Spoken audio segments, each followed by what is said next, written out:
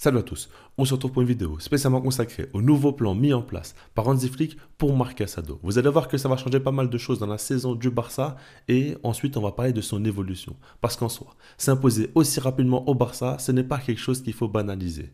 Dans cette vidéo, on va parler d'un changement de poste. Du fait que Hansi Flick veut utiliser Marc Casado en tant que latéral droit. Alors je vous préviens tout de suite, je ne dis pas que Casado ne jouera plus au milieu de terrain et va jouer uniquement au poste de latéral droit, mais que quelquefois il va dépanner à ce poste et ça fera beaucoup de bien dans un premier temps au collectif. Alors déjà, pour commencer, il faut surtout se dire que ça ne vient pas de nulle part. Lors du match face à la Real Sociedad, on a vu Marc Casado jouer à ce poste parce que Gavi est entré à la place de Koundé et c'est bel et bien Casado qui a joué au poste de latéral droit et Gavi qui a joué au milieu de terrain.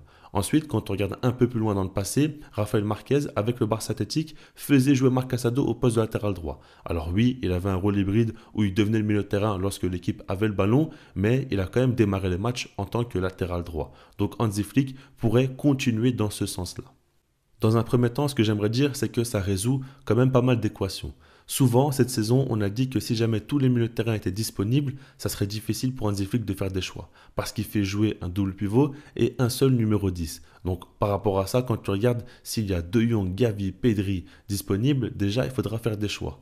Maintenant, si jamais tu te dis que Casado peut quelquefois jouer au poste de latéral droit, à ce moment-là, il libère une place au milieu de terrain et va donner plus de temps de jeu aux autres joueurs aussi. Et puis, généralement, quand on regarde en soi, si jamais le Barça joue face à une équipe de Liga qui défend généralement en bloc bas ou une équipe de Copa qui a un niveau bien inférieur, à ce moment-là, mettre par exemple De Jong au poste de numéro 6 ou Gavi ou peu importe, ça fera l'affaire parce que le niveau technique du Barça sera largement supérieur et à ce moment-là, tu ne vas pas non plus beaucoup concéder des occasions. Ça, il faut bien se le dire et il y a des matchs où tu peux te permettre de ne pas mettre Casado au poste de numéro 6 qui est un très gros avantage. Ensuite, par rapport à Jules Koundé, il joue énormément de matchs. Ça, on le sait. Si jamais Casado peut le supplier, ce serait quand même une bonne nouvelle pour lui. Parce qu'en soi, Hector Ford est son seul véritable remplaçant. Maintenant, il ne convainc pas totalement Hansi Flick. Et en soi, j'ai toujours dit que pour moi, c'est un joueur très talentueux, qui a beaucoup de potentiel, mais je pense surtout qu'aujourd'hui, il a besoin de temps de jeu. Et peut-être que partir en prêt, ce serait une bonne chose pour lui. En tout cas, Casado, lui, a la dynamique, a la confiance et pourrait faire de belles choses.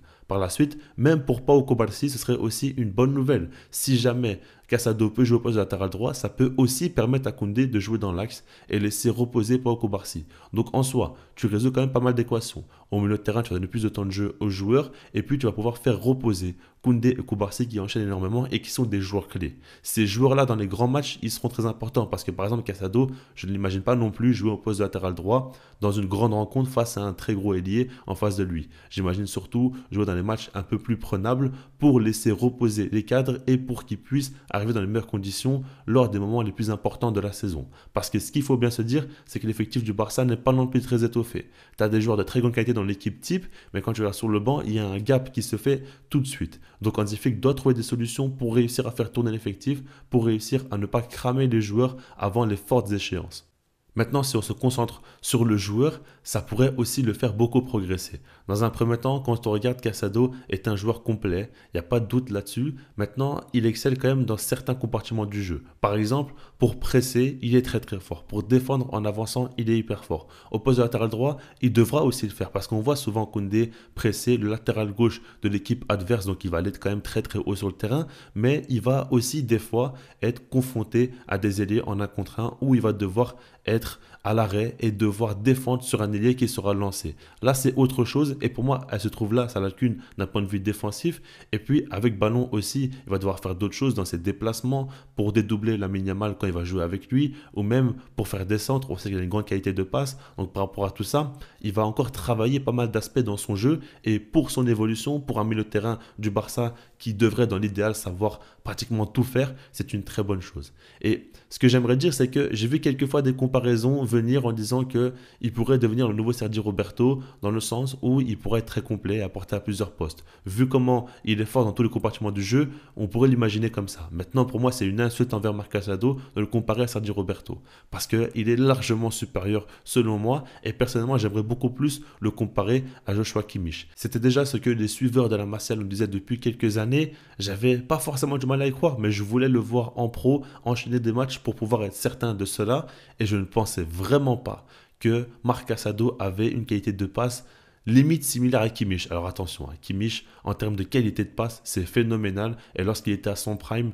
vraiment, il y avait peu de joueurs qui le regardaient dans les cieux. Ça, il faut bien se le dire. Maintenant, Casado, cette saison, il a fait beaucoup d'assists. Il a montré une qualité de passe quand même très impressionnante qui casse beaucoup de lignes, une grosse vision de jeu. Donc par rapport à ça, on peut le comparer. Ensuite, quand on regarde son énergie aussi, il presse énormément. Il a un gros leadership. Ça aussi, c'est comparable à Joshua Kimmich. Et puis, si jamais il joue au poste de numéro 6, en même temps, il peut aussi jouer au poste de latéral droit. Eh ben, à ce moment, la comparaison est totale. Il ressemble énormément à Kimmich, qui était un joueur très important de Hansi Flick au Bayern. Donc, encore une fois, il pourrait gagner en importance, en crédit pour le coach allemand. C'est une très bonne nouvelle pour lui, pour qu'il prenne encore une fois une envergure en plus. Et ce joueur-là continue de m'impressionner.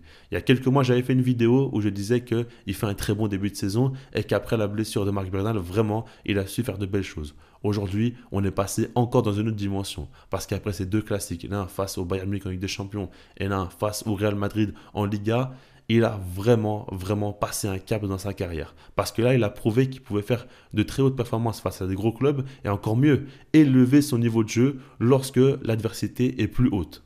C'est un joueur de grands matchs, on le voit, il n'est pas impressionné par la pression, au contraire, il est galvanisé par ça et ce qu'il propose sur le terrain, c'est très important. J'aimerais dire tout simplement qu'aujourd'hui, pour cette saison, en tout cas, Marc Casado est indispensable. Je pense très sincèrement que Casado, dans les grands matchs, au poste de numéro 6, va faire de grandes différences et va être l'un des joueurs clés. Parce que si jamais il n'est pas présent, tout de suite, le pressing de l'équipe va être moins bon et tout de suite, à la perte du ballon, tu auras un déficit. Parce que Casado, lorsqu'il est présent, justement, il apporte quand même énormément à cette équipe dans le jeu sans ballon, mais aussi avec ballon. C'est ça qui est fou. Et c'est ça que je ne pensais pas de lui.